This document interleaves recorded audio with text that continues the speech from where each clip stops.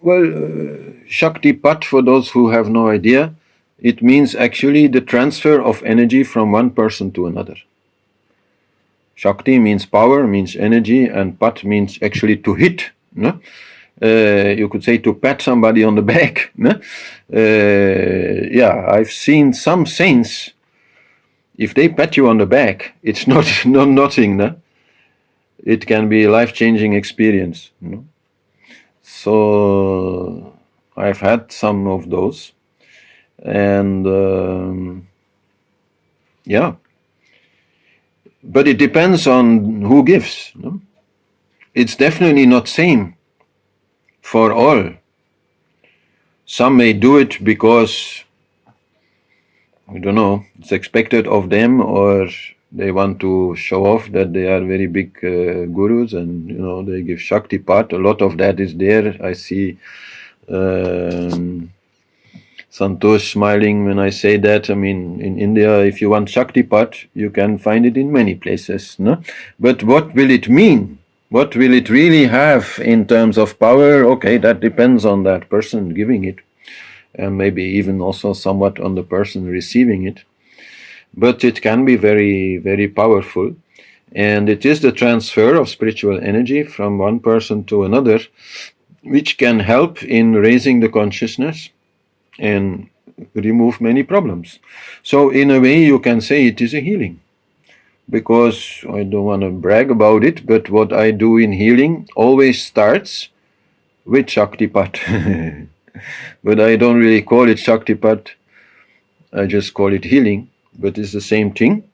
I generate a certain energy inside of me. This also makes me vibrate quite strongly, and then using the hand, usually with the mala, I can transfer that to a person, and that can already solve a lot of problems in people.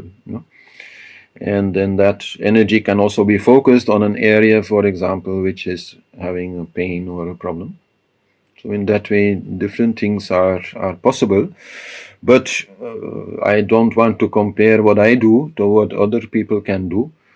Definitely, some of the experiences I have had with Shaktipat from some teachers are quite beyond what I am able to do. That is quite clear. So in that way, it has many forms, I think. We should also understand that this is again a little bit forceful. No? So maybe it brings a great experience, and that I have experienced myself. But then sometime later again that feeling goes, that experience goes, and we have some memory of it. But even a lot of the memory it goes. No? So it has some use, but especially there where you are already ready to let go of something, to understand something, not in your thoughts, but in your feeling, to really get something, and then you get the Shaktipat, and that just is like the last drop needed to kind of, make it happen. And there, yeah, it is very useful, because maybe otherwise it would take you another year to reach it, by your own energy. So that is something which is present in spiritual traditions, that the people who have that power, they can use it to help others. But also for them, they have to be a little bit careful, because it is not as if they are not losing something. No? You cannot lose or give away your spiritual development. Let that be clear. No? If you are on, let's say, on 6th chakra level, you can make another person experience what it is to be on 6th chakra level, but you cannot give it away. No? And in that way you cannot not lose it. But the energy of 6th chakra, if you are going to give it to not one person but 100 every day, then definitely that will also have some effect on you. So in that way, both in healing as in the more general spiritual Shaktipat, it also has limits, for the person giving it. So they have to also be aware of that. Yeah. And to see also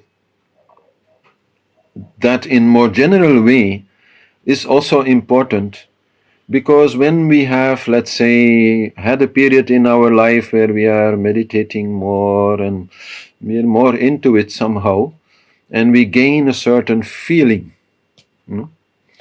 then comes this incredibly strong desire to share it.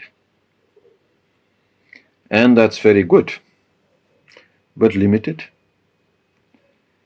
Because if you start sharing that without yourself, replenishing it sufficiently, at some point your own energy will go down. Because that which we are experiencing as a sharing maybe of thoughts and ideas and good feeling and positivity and all that is not just that. It is also a sharing of energy. But so some of that energy then you lose.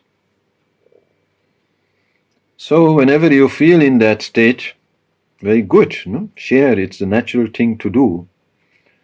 But be aware that there are limits to what you there can do, both in terms of your own energy, but also in terms of whoever is there that you are sharing this energy with.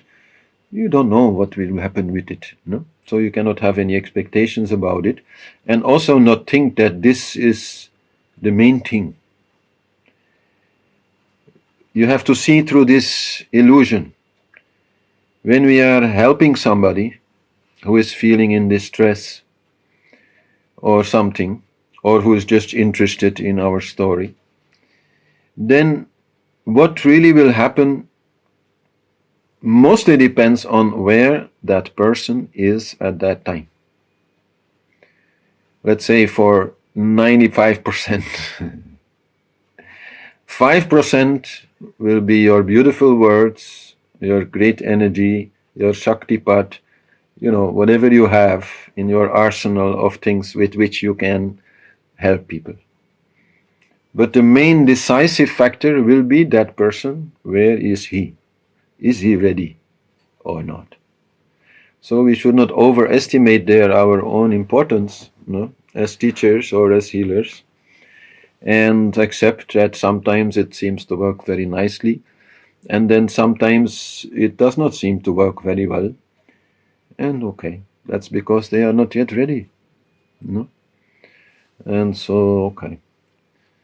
It also means that when we ourselves are searching for some input,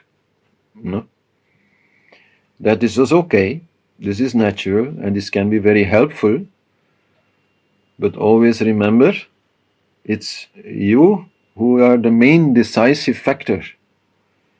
So the more earnest you can be in your pursuit of truth, in your honest, like dealing with your own desires and attachments and all these things which are holding you back, that is the main thing. But use whatever help you get, it's part of the program. But don't depend on it too much. Don't search too much outside. You find it better inside. Shakti is inside you. You pat yourself on the back.